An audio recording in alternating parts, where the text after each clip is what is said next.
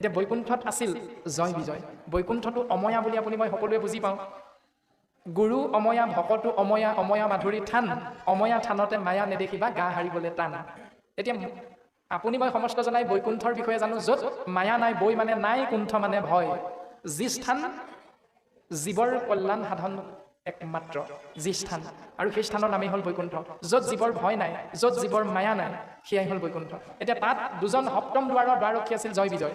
তেওঁলোকৰ মায়াটো আহিল ক'ৰ পৰা? এতিয়া চাৰি সিদ্ধ গৈছে, তেওঁলোকেতো খং কৰিব নালাগে, তেওঁলোকেতো অহংকাৰ কৰিব নালাগে, তেওঁলোকেতো তিৰস্কাৰ কৰিব নালাগে, তেওঁলোকেতো গালি শপনি পাৰিব নালাগে। তাৰমানে বৈকুণ্ঠলৈ তেওঁলোকৰ মনত অহংকাৰবিলাক, কুৰচুত কপটতাবিলাক আহিল ক'ৰ পৰা? প্ৰকৃততে জয় বিজয় ভগৱন্তৰ একান্ত ভকত নহয়, তেওঁলোকে পৃথিৱীৰ ভগৱন্তৰ এজন ভকতৰ সন্তান আছিল। পৃথিৱীত এজন মহান ভকত আছিল, যিজন ভকতৰ পত্নীৰ গৰ্ভত দুজন সন্তান জন্ম হোৱা পাছতেই মাতৃগৰাকীয়ে এই সংসাৰ ত্যাগ কৰিব লগা হ'ল।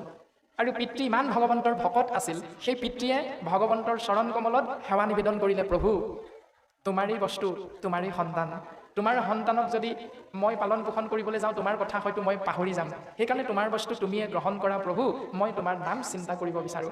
এই বুলি মাতৃ বিয়োগ হোৱাৰ লগে লগে সন্তান দুটিক বনৰ মাজতে এৰি তেওঁ পুনৰ ভগৱন্ত বস্তুক চিন্তা কৰিবলৈ এই গৃহস্থী ধৰ্ম ত্যাগ কৰি ঘোৰ অৰণ্যৰ মাজলৈ গুচি গ'ল।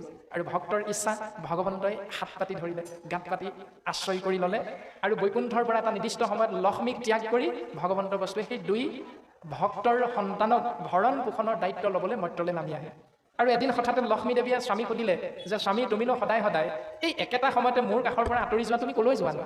এই বুলি কোৱাৰ লগে লগে স্বামী ইক্ষতত্বই কৃষ্ণদেৱে লক্ষ্মীক ক'লে যে মোৰ এজন মহান ভক্তই মোক এটা মহান দায়িত্ব দিলে, তেওঁৰ দুটি সন্তানক ভৰণ পোষণ কৰাৰ দায়িত্ব মোক অৰ্পণ কৰিলে, সেইকাৰণে ভকতৰ বাক্য মই ৰাখিবৰ বাবে তোমাৰ ওচৰৰ পৰা মই মৰ্ত্যধামলৈ যাব লগা হয়। তেতিয়া লক্ষ্মীয়ে ক'লে তুমিনো কি সন্তানৰ ভৰণ পোষণ কৰিবা? মই মাতৃগৰাকীয়েহে জানো সন্তানক কি লাগে, কেনেকুৱা ব্যৱহাৰ কৰিব লাগে, আচাৰ আচৰণ। গতিকে তুমি যদি মোক কৃপা কৰিব বিচাৰিছা, এই সন্তান দুটি ভৰণ পোষণৰ দায়িত্ব আমাকো অকণমান সুবিধা দিয়া। এই বুলি লক্ষ্মীয়ে যেতিয়া স্বামীক সেৱা নিবেদন কৰিলে, ভগৱন্ত পুৰুষে মৰ্ত্যৰ পৰা দুইটি সন্তানক বৈকুণ্ঠলৈ লৈ গ'ল। যিহেতু মানৱ সন্তান, সেইকাৰণে মানৱ সন্তান পোনপটীয়াভাৱে পিতৃৰ ভক্তিৰ বলত বৈকুণ্ঠত স্থান পালে যদিও মানৱৰ যিখিনি স্বভাৱ, যিখিনি গুণ, এইখিনি শৰীৰত অৱচেতন মনত সুপ্ত হৈ আছে। আৰু যেতিয়াই পৰিৱেশ পৰিস্থিতি পাই গ'ল, সি জাগৃত হৈ গ'ল যে উলংগ চাৰিজন সিদ্ধ চাৰি সন্ন্যাসী যেতিয়া বৈকুণ্ঠপুৰীত উপবিষ্ট হ'ল, সেই মানৱীয় গুণটো জয় বিজয় জাগৃত হৈ গ'ল। হাঁহি আহি গ'ল যে আমি দুইজন বৈকুণ্ঠৰ ভগৱন্তৰ দুৱৰী ৰখীয়া, আমাৰ ইমান সুন্দৰ সাজপাৰ, আৰু এই চাৰিটা উলংগ হৈ সন্ন্যাসী ভগৱন্তক দৰ্শন কৰিবলৈ আহিছে। গতিকে মানৱৰ সেই গুণবিলাক স্বাভাৱিকতে জাগৃত হৈ গ'ল, চেতন মনলৈ আহি গ'ল। আহি যোৱাৰ লগে লগে কুৰচুত কপট দম্ভ দৃশ্য অহংকাৰ কৰি চাৰিওজন পৰম বৈষ্ণৱ ব্ৰহ্মাৰ মানস পুত্ৰক ককৰ্থনা কৰিবলৈ ধৰিলে। আৰু চাৰিজন পৰম সিদ্ধই অভিশাপ দিলে যে এই অপৰাধৰ শাস্তি তোমালোকে মৰ্ত্যত গৈ অসুৰ যোনিত জন্ম গ্ৰহণ কৰিব লাগিব। আৰু সেই অভিশাপৰ ফলস্বৰূপে জয় বিজয় আহি মৰ্ত্যধামত কাশ্যপ আৰু দিতিৰ গৰ্ভত হিৰণ্যকশিপু আৰু হিৰণ্যাক্ষ হিচাপে অসুৰ সন্তান জন্ম হ'ব লগা হ'ল। কাহিনীমূলকভাৱে কথাখিনি ইমানেই।